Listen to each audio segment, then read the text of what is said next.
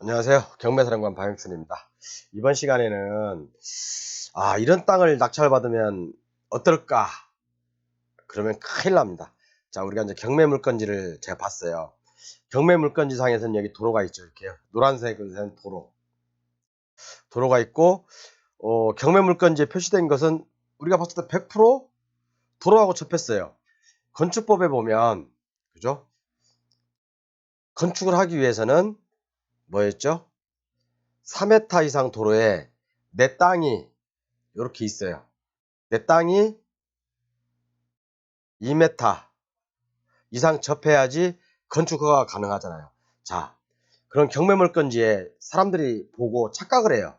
와, 이거 뭐 2m가 아니라 이건 뭐 전체가 거의 이 필지인데, 이 필지가 전체가 도로하고 접했네? 그래서 덜렁 낙찰 받을 수가 있어요.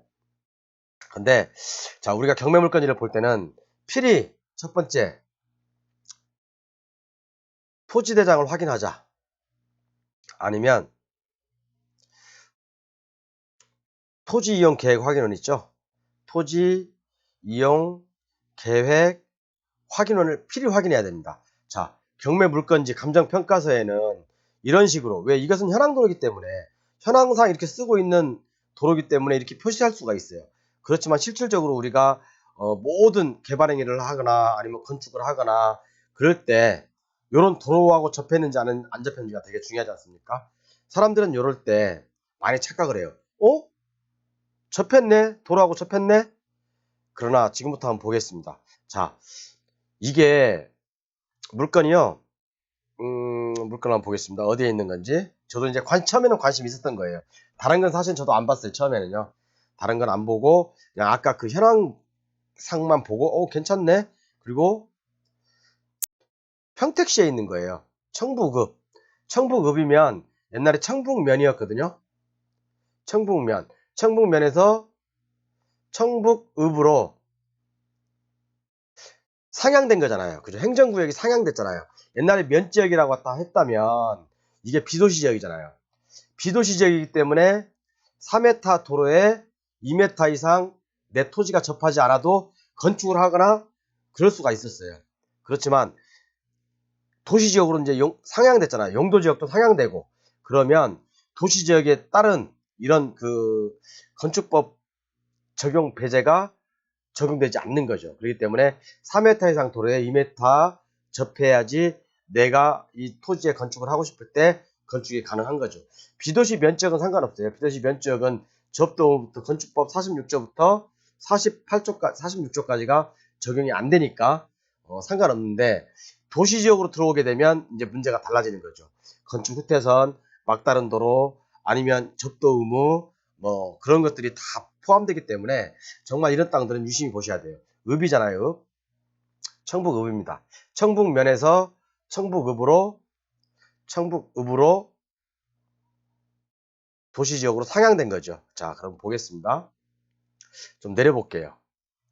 토지도 257평, 뭐 작은 평수는 아니에요. 건물은 매각 제외네 또, 그죠? 건물은 매각 제외입니다. 약간 도로보다는 아래에 있어서 조금 약간 좀 토지 모양은 안 좋을 수는 있어요.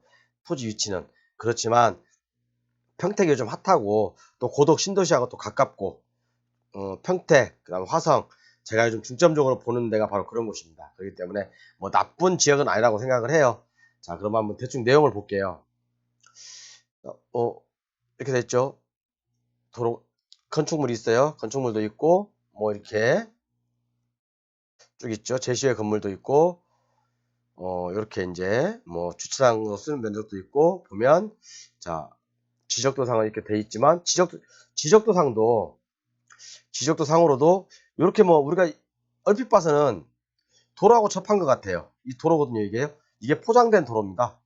포장이 돼 있는지 안 돼 있는지 또 마을 안길인지 제가 나중에 도로에 대해서 상세하게 설명해 드리겠지만 일단은 그런 걸 떠나서 일단은 우리는 이거 봤을 때는 도로하고 100% 접했다고 봐요. 이렇게 지적도상으로 봤을 때는요. 그런데 좀 더 내려보겠습니다. 여기도 마찬가지예요. 여기도 뭐 100%이 도면상으로는 100% 접해 있어요. 그렇죠. 도로하고 이 포장된 도로하고 또 용도지역이 읍이기 때문에 도시지역이죠. 도시지역은 뭐죠? 접도 의무가 있죠. 3m 도로에, 아까도 말씀드렸지만 3m 도로에 내 토지가, 건축하려고 하는 토지가 2m 이상 접해야 된다. 그죠? 이거 뭐 2m가 아니라 뭐 이건 10m도 되겠네요. 그죠? 그렇기 때문에 무조건 접혔다고 사람들이 판단해서 낙찰을 결정하게 되는데, 자, 보십시오. 자, 이 토지예요. 그리고, 한번 저기 볼게요. 유성지도를 한번 보겠습니다. 위치가 나쁜지 좋은지. 스카이브로 볼게요. 자, 여기가 고덕 신도시예요. 고덕 신도시에서 뭐 그리 멀진 않죠. 여기니까, 이 토지니까 고덕 신도시랑 엄청 가까워요. 그리고 여기 JC도 있고 IC도 있고, 그렇죠. 뭐 위치상으로는 굉장히 좋은 땅입니다. 앞으로 발전 가능성도 충분히 있고, 제가 봤을 때 산업단지도 주위에 많이 있고, 뭐 개발할 수 있는 여건은 충분히 있는 것 같아요. 물론 이쪽 우량농지, 절대농지 이런 쪽은 개발이 힘들 수 있겠지만, 이쪽은 우량농지도 아니고 뭐 절대농지도 아니잖아요. 그렇기 때문에 뭐 산업단지가 들어오고 고덕 신도시하고 가까운 거 봐서는 충분히 개발 압력이 있을 수 있다라고 보는데, 자, 그럼 보겠습니다. 쭉 내려볼게요. 뭐 다른 걸 제가 떠나서 일단은 뭐 법정지상권이 성립하냐 안 하냐. 법정지상권 성립하냐 안 하냐, 것은 말 그대로 그거잖아요. 토지의 저당권 설정 당시에, 그죠? 토지 위에 건물이 있었냐 없었냐, 그걸 가지고 판단하면 되잖아요. 토지와 건물의 소유가 동일이냐 아니냐, 그거 가지고 판단하면 되지 않습니까?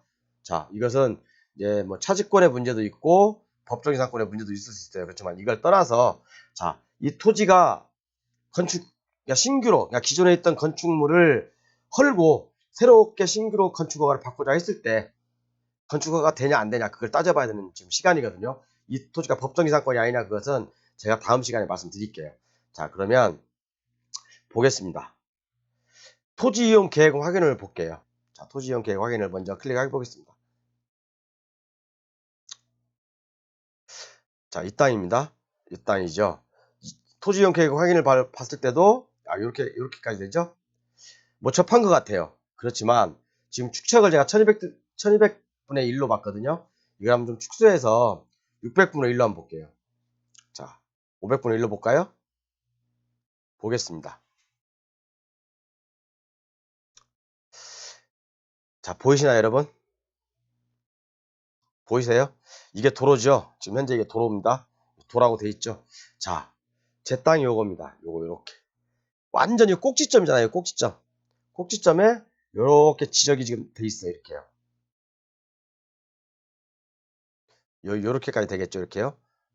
자, 여기에 이제 건물이 안 쳐져 있는 거죠. 이렇게요.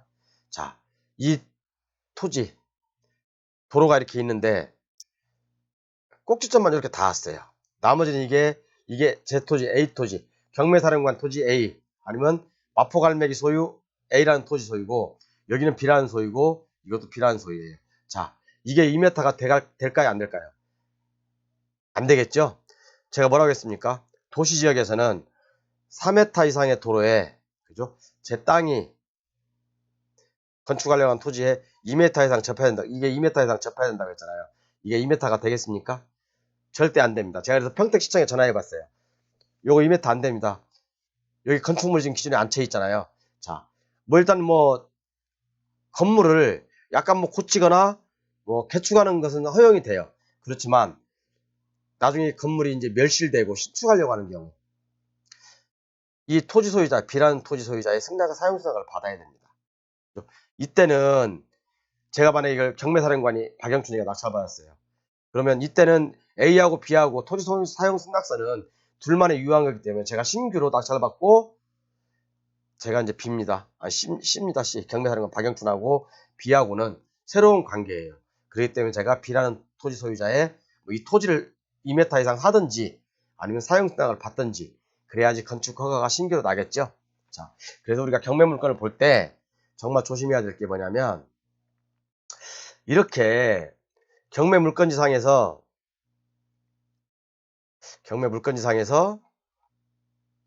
이렇게 현황상 도로로 접해 있다고 하더라도, 그죠?